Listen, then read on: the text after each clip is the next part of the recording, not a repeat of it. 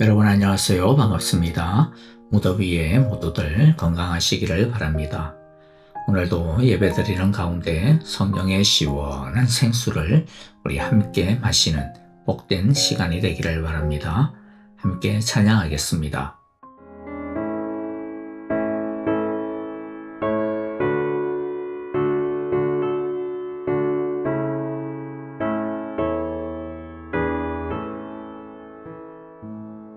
내 주님 지신 십자가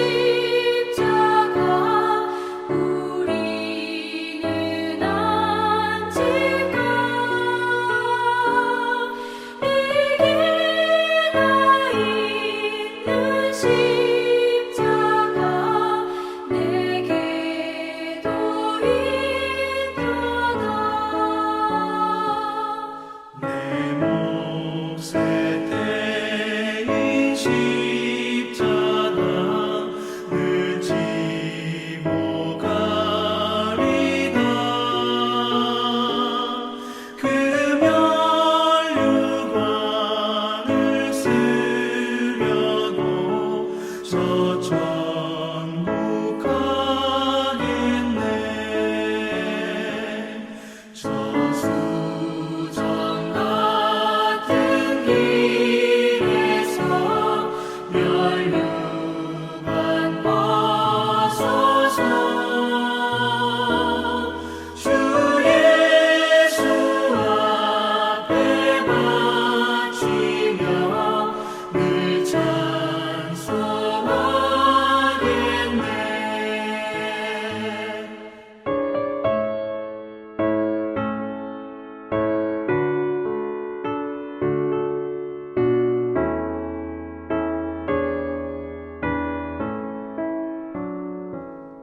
저 천사 소리 높여서 늘 찬송할 때에 그 좋은 노래 곡조가 참 아름답도다. 그 면류관도 귀하고 부활도 귀하다. 저 천사 내려보내사 날 영접하소서.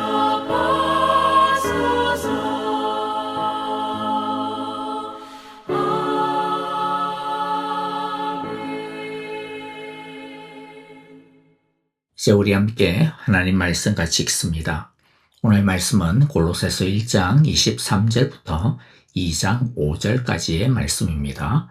23절부터 한 절씩 같이 읽어보겠습니다.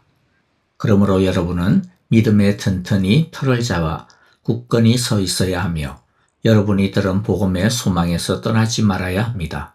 이 복음은 하늘 아래에 있는 모든 피조물에게 전파되었으며 나 바울은 이 복음의 일꾼이 되었습니다. 이제 나는 여러분을 위하여 고난을 받는 것을 기쁘게 여기고 있으며 그리스도의 남은 고난을 그분의 몸, 곧 교회를 위하여 내 육신으로 채워가고 있습니다. 나는 하나님께서 여러분을 위하여 하나님의 말씀을 남김없이 전파하게 하시려고 내게 맡기신 사명을 따라 교회의 일꾼이 되었습니다.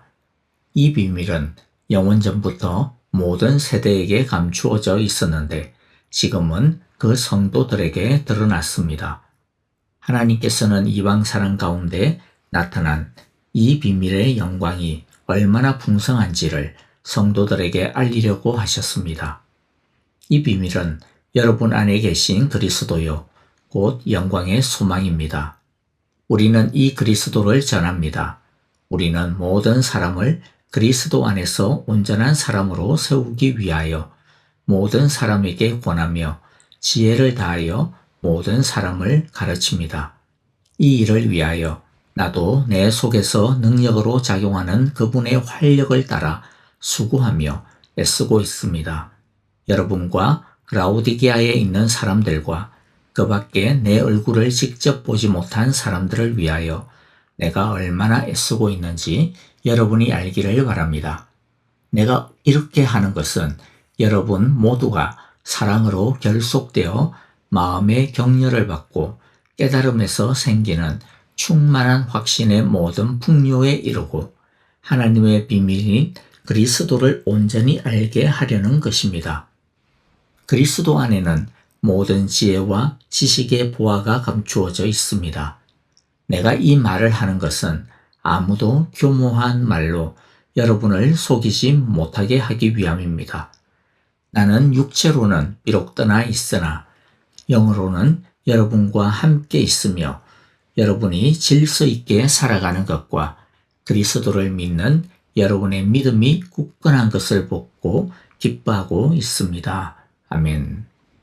자, 사도 바울은 앞에서 예수님이 왜 완전한 구원자가 되시는지에 대해 그리고 예수님이 이루신 완전한 구원에 대해 밝혔습니다. 그리고 바울은 이렇게 23절에서 우리에게 촉구합니다. 그러므로 여러분은 믿음에 튼튼히 털을 잡아 굳건히 서 있어야 하며 여러분이 들은 복음의 소망에서 떠나지 말아야 합니다. 그러면서 자신은 이 복음을 위해 고난을 받는 것조차도 기뻐하며 자신에게 맡기신 사명을 위해 애쓰고 수고하고 있다고 말합니다.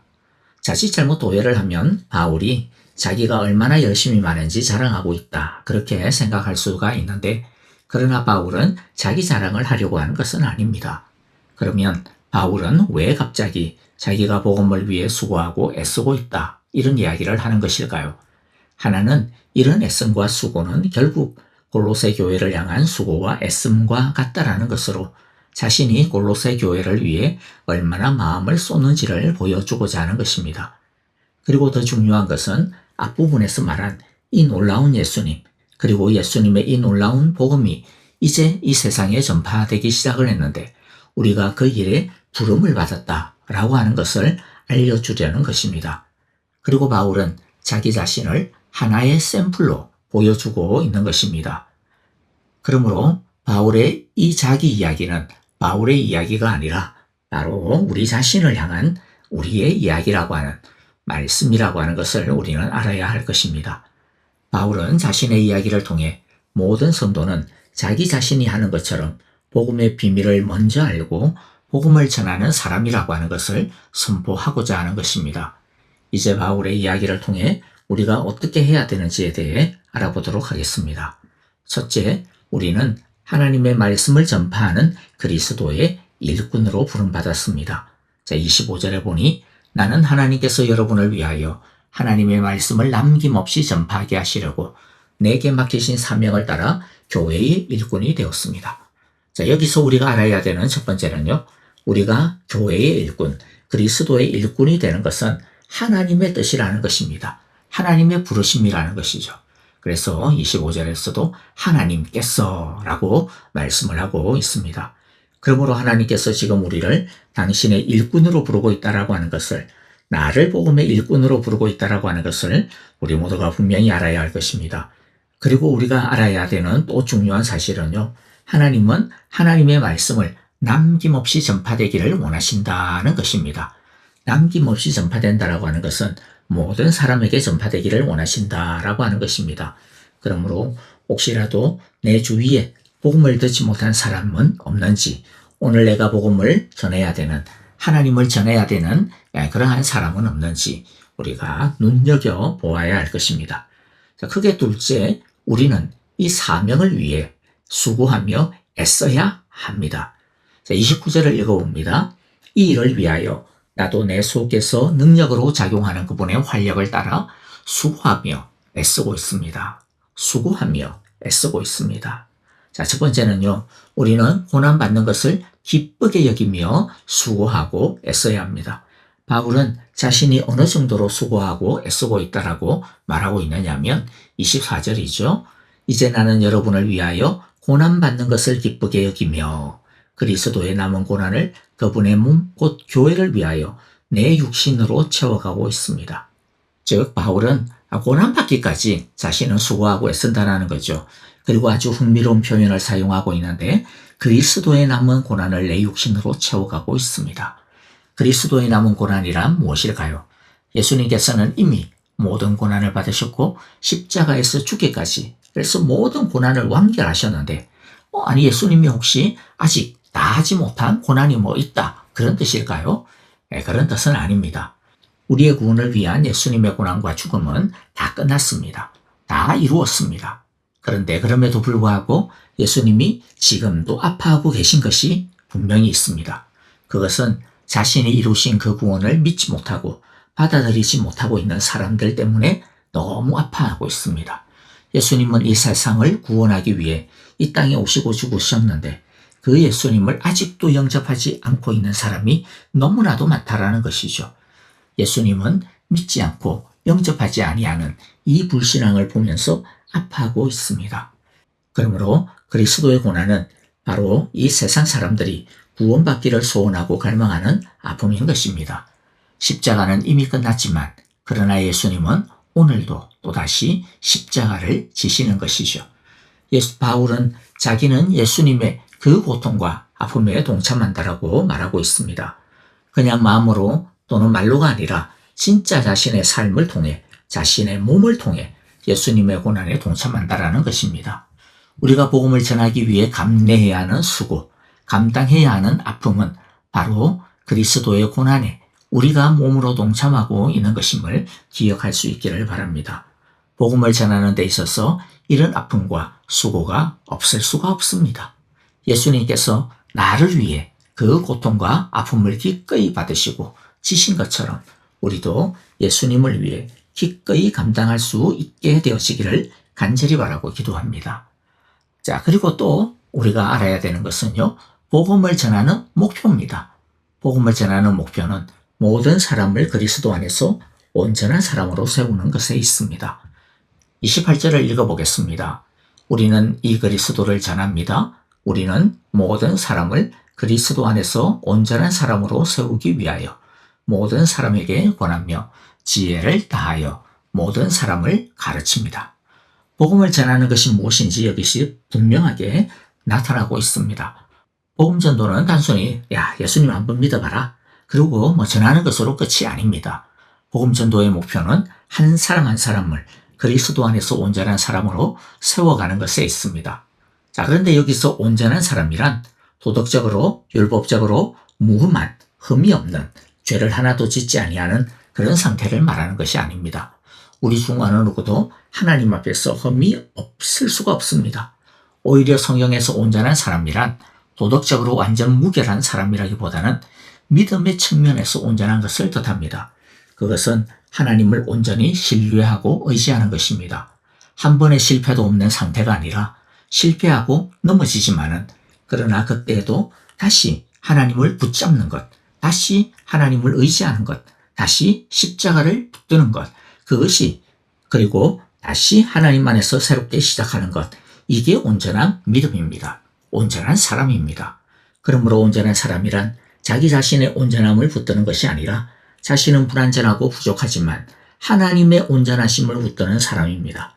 그리고 온전함이란 완결된 상태를 말하는 것이 아니라 성장하고 있는 상태를 뜻합니다. 계속해서 자라고 성숙해져가고 있는 사람, 비록 한 번 넘어지고 실패하더라도 그것에 굴복하지 아니하고 다시 계속 성장하기를 멈추지 않는 사람, 그 사람이 온전한 사람인 것이죠. 우리는 서로가 이런 온전함에 이르도록 서로를 권하고 훈계하고 가르쳐야 합니다. 자, 그리고 또 세 번째 우리가 좀 살펴보아야 될 것은 이 사명은 우리 힘으로는 할 수가 없고, 아니 했어도 안 되고 오직 성령의 능력으로 할 수 있다라고 하는 것을 우리가 알아야 됩니다. 29절입니다. 이 일을 위하여 나도 내 속에서 능력으로 작용하는 그분의 활력을 따라 수고하며 애쓰고 있습니다.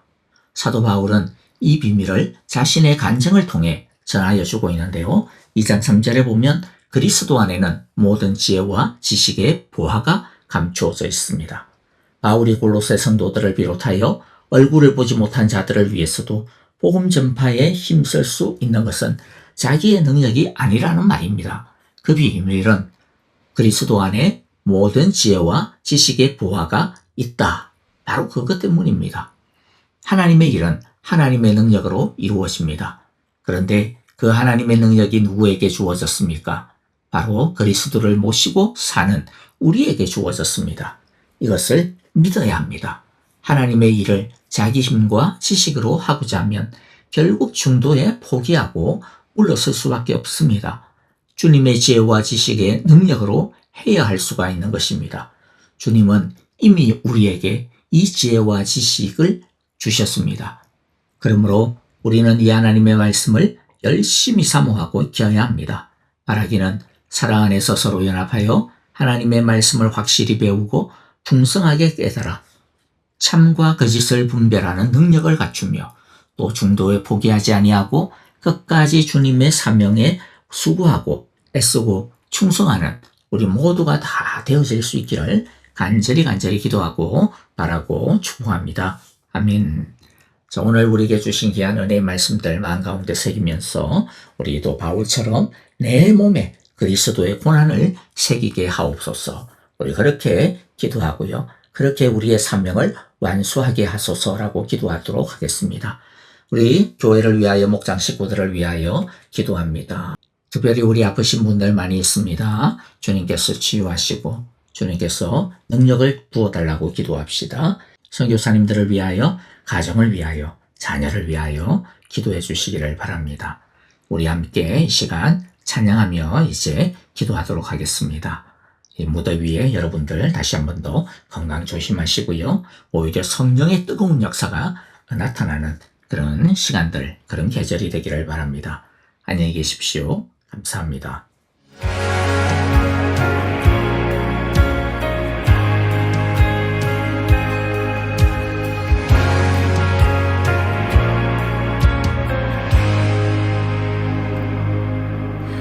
부흥을 다시 노래합니다. 회복을 다시 간구합니다. 석양